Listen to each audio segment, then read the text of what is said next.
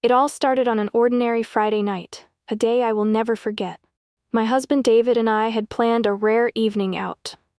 Life had been tough lately, bills piling up, long hours at work, and barely enough time for each other. We were tired but determined to enjoy a simple dinner together. We decided on a quaint restaurant downtown. It wasn't fancy, but the reviews were good, and the prices seemed reasonable. We couldn't afford much, but we wanted to treat ourselves to something special. The place was warm and inviting when we walked in, the air filled with the aroma of freshly baked bread. We smiled at each other as we sat down at a cozy corner table, ready to savor the rare moment of peace. Our evening started with cautious optimism. It was rare for us to treat ourselves to a night out, especially at a place as upscale as this restaurant. The dim lighting and soft hum of conversation set a tone of elegance, and for a moment I felt like we belonged there. David pulled out my chair with a smile, and I tried to focus on enjoying the moment. Then the waiter arrived. He was tall and polished, his uniform crisp as if it had just come out of a catalog. His every movement seemed rehearsed, from the way he placed the menu in front of us to the way he adjusted his tie. But there was something else, a certain air about him that felt less welcoming and more dismissive. "Good evening," he said, his tone professional but cold. "Can I get you started with some drinks?" We ordered 2 glasses of water, our usual choice, both for simplicity and budget. His expression didn't change, but I noticed a flicker of something in his eyes, a faint judgment that I couldn't quite place. When he returned with the menus, he lingered for a moment, his gaze moving between David and me. It was subtle, but it was there. The way his eyes rested a little too long on David's jacket, which was frayed at the cuffs, and on my purse, whose straps had seen better days. "If you need recommendations," he said, with a smile that didn't reach his eyes, "I'd be happy to guide you. Some of our specials might be outside your usual range, but I'm sure we can find something suitable." David looked at me, his brow furrowing slightly, but he said nothing. I gave a polite nod, brushing off the comment as best I could. We picked 2 modest entrees and decided to share a small appetizer. The waiter took our order with a curt nod and walked away, his polished shoes clicking against the floor. For a moment, I felt a pang of discomfort. His tone and body language had shifted from polite to patronizing, but I told myself I was imagining it. Surely, he was just busy. I glanced at David, who seemed deep in thought, his hand resting on the edge of the table. I reached across to give his fingers a gentle squeeze. "It's okay," I whispered, smiling softly. "Let's just enjoy tonight." He nodded, though I could see the tension in his jaw. The food arrived quickly, and for a while, the warm, savory flavors distracted us from the tension of earlier. The restaurant was everything we had imagined, elegant, refined, and perfect for a special occasion. But the waiter's demeanor cast a shadow over the evening. Every time he returned to our table, his words were tinged with sarcasm, his tone dripping with an edge we couldn't ignore. It was in the way he asked if we were sure about our choices, as if questioning our ability to afford them. It was in the way he barely looked at us, his focus instead on the more prestigious guests at other tables. By the time we finished eating, my earlier excitement had turned into a quiet discomfort. When he finally came with the check, his question cut through the air like a cold wind. "Together or split?" It was a simple enough question, but the way he said it made my stomach twist. His voice carried an edge, a quiet insult hidden behind polite words. "Split, please," David said, his tone steady but his hand tightening into a fist under the table. The waiter's smirk widened. He turned away, but not before muttering something to the server passing by. "Figures. Probably can't afford a full meal between the 2 of them." His words hit like a slap, leaving me stunned. My cheeks burned with humiliation, and I felt a lump rising in my throat. David's hand twitched beside mine, and I knew he had heard it too. We didn't say anything. Confronting him would only make things worse. Instead, we paid quietly, leaving a modest tip out of habit, even though my heart screamed not to. The cold air outside hit us as we stepped onto the street, but it did little to soothe the heat of shame that clung to me. David slipped his hand into mine, his grip firm and reassuring, but his silence spoke volumes. "Let's go home," he said softly, his voice steady, despite the storm of emotions I knew he must be feeling. I nodded, unable to trust my voice not to break. At home, the warmth of our tiny apartment wrapped around us like a comforting blanket. David lit a single candle, the flickering flame casting soft shadows on the worn walls.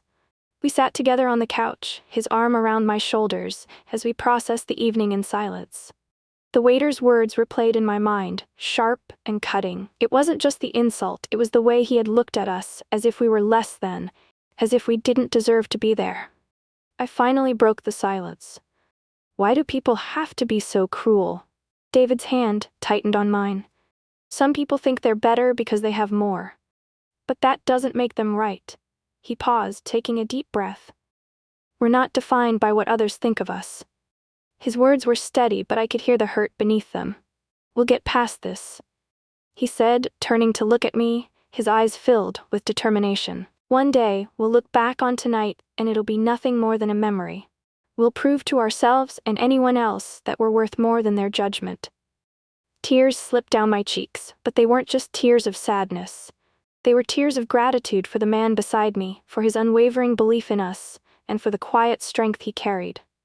I nodded, leaning into his embrace. We'll get there, I whispered. Together. That night, we made a promise. A quiet, unspoken vow to keep pushing forward. The world might not have much faith in us, but we had faith in each other, and that was enough. Months turned into years, each day a steady march toward something better. David threw himself into his work, taking on double shifts when he could, coming home late with exhaustion etched into his features, but determination still burning in his eyes. Meanwhile, I started a small online business from our tiny apartment, crafting handmade jewelry and home decor. At first it was slow, with only a handful of sales each month. But little by little, word spread. I spent hours perfecting my designs, wrapping each piece with care, and writing personal notes to every customer. Those small gestures paid off, and soon my little business began to grow. Every dollar we earned was carefully saved, every expense scrutinized. We rarely went out, opting for quiet evenings at home, eating simple meals and dreaming of a brighter future. The memory of that humiliating dinner remained with us, not as a wound, but as a quiet reminder of why we were working so hard. One night, after a particularly long day, David and I sat on the couch, sharing a bowl of soup. The glow of the streetlights filtered through our curtains, and for a moment the world felt still. What if we opened our own restaurant? David asked suddenly, his voice breaking the silence. I looked at him, startled. A restaurant? Yeah, he said, sitting up straighter. Think about it. We've been through so much, and we know what it feels like to be judged, to feel out of place. What if we created a space where everyone felt welcome? No pretension, no judgment, just good food and kindness. I hesitated, the enormity of the idea sinking in. Do you really think we could do it? David's eyes met mine, filled with the same determination that had carried us through so many hard times. Why not? We've worked hard for everything we've got. We can do this too. His words planted a seed in my heart, one that quickly began to grow. We spent hours dreaming and planning, sketching out ideas for the menu and imagining the kind of atmosphere we wanted to create. The dream felt impossible at first, a far-off fantasy that seemed too big for two people like us. But the more we talked, the more real it became. And so we threw ourselves into making it happen. We worked harder than ever, saving every penny and researching everything we could about running a business. There were setbacks, moments of doubt, and days when the dream felt too far away. But we clung to it, reminding ourselves of why we started.